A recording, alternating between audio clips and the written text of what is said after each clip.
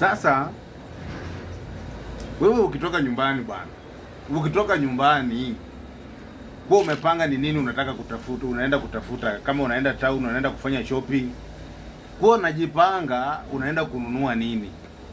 My friend, hii design ya kwenda kwa duka unasumbua mwenye duka, kama nataka kiatu unajipima kiatu, ujipime hii, hii si mzuri, unijipima hii kile, hii si mzuri.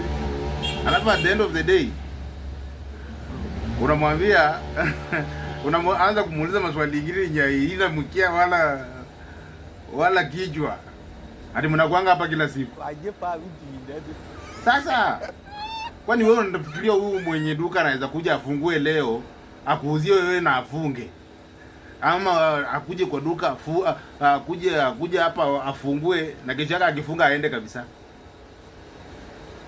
Hii maswali ya unakuanga hapa kila siku inatokea wapi? Unakuanga hapa kila siku.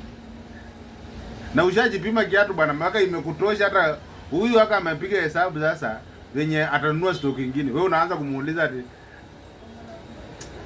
wewe kwendeni huko bwana.